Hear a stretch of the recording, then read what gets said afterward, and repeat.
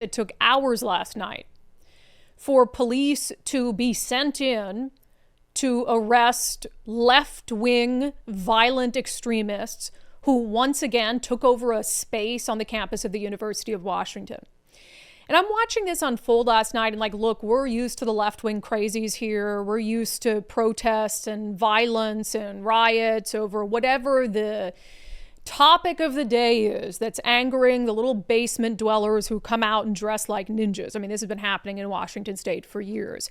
But I guess there's a small part of me that would have hoped the University of Washington has learned its lesson after everything that's happened on campus there that has been blatantly anti-Semitic, starting with the takeover of the Quad and everything that's happened since then, especially during a period of time when the Trump administration is making threats to withhold funding, is saying it's going to and is acting to take away student visas for individuals who participate in that sort of conduct. So there was, just to set this up for you, and we'll get to some of the video that happened last night if you're not familiar with it. So some Hamas supporters, which are basically some students, some not students, but they were part of a group at the UW called Super UW. It was like a campus group that has since been disbanded. The university has banned it because of their anti-Semitic conduct and other things that they've done on campus. But they made plans to take over the UW engineering building and demand, and they published a manifesto online and to demand that the university sever ties with Boeing. They said in their manifesto, the University of Washington is a direct partner in the genocide of the Palestinian people through its allegiance to its partnership with Boeing, whatever. So this starts pretty early in the evening. And at the time, and this was all over social media. I mean, there were social media influencers on the conservative side of things who got there really quickly because, again, they posted a manifesto online. They said, this is what we're going to do. We're going to take over the engineering building. They did. They were setting up, makeshift barricades outside to keep people out. And I'm watching, and like, I would say an hour or two into this ordeal, you start to see the first inclination that police are allowed to give a damn about what's happening there. And what I saw unfold was an utter embarrassment. Here it is.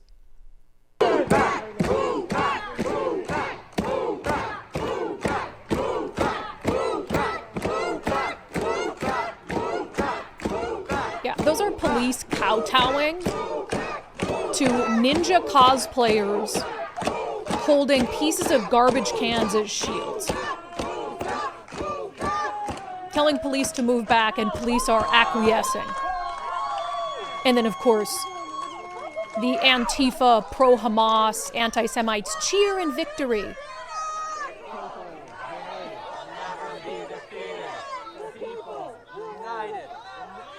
And when I say cowardice, by the way, as I'm watching this, my blood boiling last night. When I say cowardice, I'm not talking about those cops. On the back of their shirts, in case you didn't notice, it says poets. This is the little team that the Seattle Police Department put together to kowtow to left-wing rioters, where they go in and try to talk to them.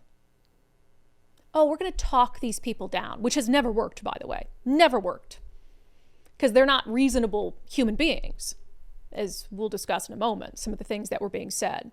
They're not reasonable human beings. These are the same individuals who took over a police precinct in 2020, who were burning cop cars in the streets, who assaulted police officers and journalists over BLM or the Occupy movement, whatever it is, whatever the issue of the day is that these left-wing basement dwellers care about. They do not care about reason. Yet this is, of course, political cowardice that seeps down and controls law enforcement. So they're completely neutered and they can't do anything except back away and cower to, again, a mob of people dressed like ninjas who have cut garbage cans in half and are using them as shields.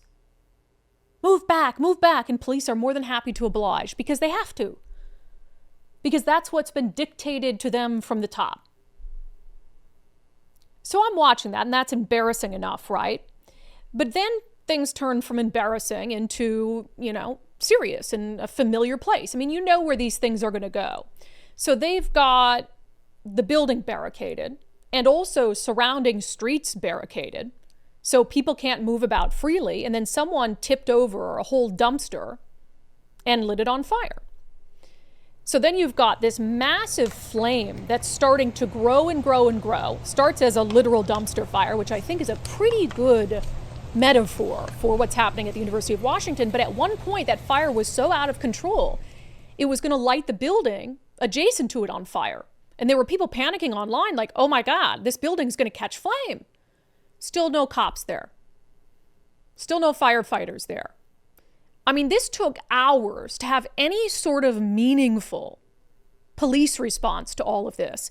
And for any individuals who want to say, well, these are, peaceful demonstrators, I think lighting things on fire sort of contradicts that, as does, an aggressive confrontation with police, as does taking items that you found around campus and stacking them up as a barricade to keep students from moving from place to place and stopping vehicles from moving around campus, including buses with students trying to get from A to B. So all of that negates this whole idea of, First Amendment protest.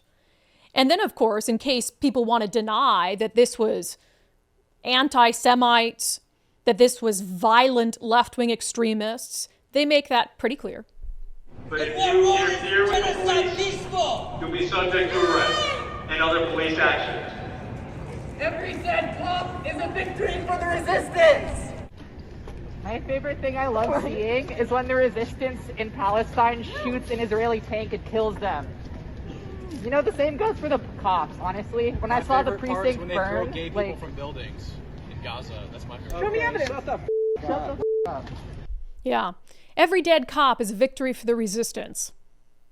My favorite thing is when the resistance in Palestine shoots an Israeli in the face and kills him. Yeah, real peaceful. Real cool to be on the side of the people defending them, right? So hours go by. And when the first tweet came out about this, I saw it from Jonathan Cho. There were a few really good independent journalists on the ground covering this. And the first tweet was sort of, these left-wingers are occupying this building. I said, okay, go take them out. Go remove them from the building, right? They're just young people armed with garbage pails. So just send some cops in and pull them out in handcuffs. What's so hard about that? And then, of course, because police who are at the mercy of politicians haven't been given the okay to do that, that's when you see things devolve. So because you don't have the political will to go in early on and just remove them and arrest them, so then you got the fires, then you've got, the violence that breaks out. Then things get so bad to the point where now you got to have whole SWAT teams come in, multi-agency response, state patrol come in, all for some ninja cosplayers who emerge from their parents' basements once a week to wreak havoc on the city. So ultimately, police did come in and make arrests. Here's video of that. And they actually had to go kind of door to door, clearing all the rooms in this building. And then ultimately, they dragged out, which I love to see that at least, 30 or so protesters, put them in the old paddy wagon. Oh, and the crowd shouting, "We love you!" like they're rock stars. Oh my God, it's all just ridiculous. But none of that had to happen. I mean, you could have gone in right away, pulled them out of the building, God forbid, stop them from entering the building and taking it over in the first place. But of course, UW has to continue to pussyfoot around left-wing extremism. And then UW issued a strong statement later on in the evening. They said around 30 individuals who occupied the building were arrested, and charges of trespassing, property destruction, disorderly conduct, and conspiracy to commit all three will be referred to the King County Prosecutor's Office. Any student identified as being involved will also be referred to the Student Conduct Office, which, bullshit. Because remember last time they said that after they let all the people who'd taken over the campus go, but we'll work to identify if there were any students who were involved in, the violence or vandalism, and we'll hold them accountable. Did that ever happen? No, the moment to hold them accountable was while you had them there.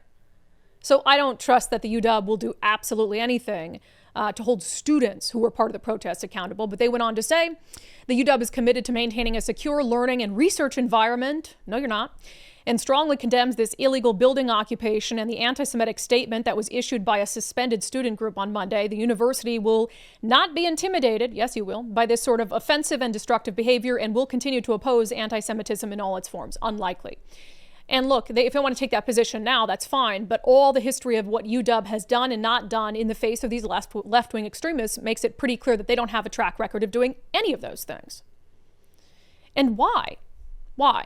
Why is it so hard? And I say this every single time. I'm literally going out of my mind. If these were right-wing anti-Semites, let's say you had a far-right group that took over a building at the University of Washington. You know where I'm going with this because I've said it a million times. Bob Ferguson would have been there for a press conference immediately. The State Patrol would have been called in. Surrounding agencies would have been called in. There would have been armed SWAT within minutes. And it would have been live coverage beginning to end on every newscast in the city. And it would be front page news from now for the next 3 years. Kind of similar to January 6th, right? And I would say that would be appropriate response to have an absolute mass police response to a situation where you have far-right extremists who are taking over a campus building at the University of Washington. You don't see anything close to that whenever it's left-wing extremists. And in fact, the media, they were putting out, headlines. Como News, pro-Palestinian students at the University of Washington occupied the interdisciplinary engineering building Monday evening. Oh, well, isn't that nice? Cairo 7, masked activists take over new UW engineering building and stage blockade. Isn't that nice? You think for 1 second that both of those headlines wouldn't have said right-wing extremists if they were right-wing extremists. Of course they would have. But for some reason, we have to pussyfoot around and coddle these poor left-wing extremists, despite all the terror that they perpetrated in the city of Seattle over the years. And we still treat them with kid gloves. I can't wait to see what Washington State's domestic violent extremism task force has to say about this, because they ignore every other act of left-wing extremism and focus specifically on Trump supporters and conservatives and the right, despite the fact that there is virtually no right-wing extremism happening in the state of Washington and hasn't been for a very long time. And so then, of course, I'm waiting, right? Well, surely Governor Ferguson has to come out and say something.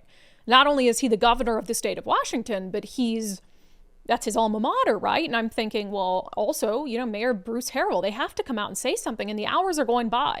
The hours are ticking by. And I haven't seen any statement from the governor. I haven't seen any statement from the mayor. This morning, I go back. I check their social media accounts. I check their press release pages on their websites, and I don't see anything. And then thankfully, right before we came on the air today, because I was about to absolutely go scorched earth on both of them, thankfully, Governor Bob Ferguson came out with a really strong condemnation. Yeah, no, he didn't. He hasn't said anything. This show is live at noon. He hasn't said anything. Now, that's Bob Ferguson, but of course, Seattle Mayor Bruce Harrell did come out and say something this morning. Oh, that's right. No, he didn't. Because they're cowards. For 1 second, no one could convince me. No one could make a strong, convincing argument that both of them wouldn't have been on scene last night directing the response, personally, had they been right-wing extremists. No one can make that argument convincingly. So that happens last night. Thankfully, 30 of them are arrested. I really hope, by the way, that the federal government, the names of all 30 arrested are public. They're out there. Hopefully they're charged. I'm not going to hold my breath. But I really hope that the federal government, the Department of Homeland Security, ICE, I hope they are scanning that list of names to see if any of them are here on a student visa.